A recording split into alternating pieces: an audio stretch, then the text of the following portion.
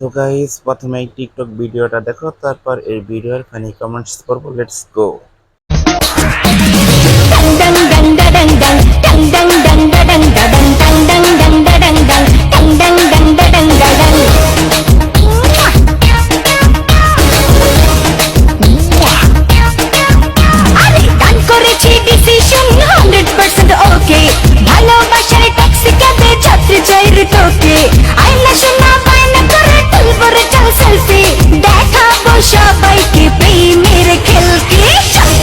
तो चलिए शुरू करते हैं।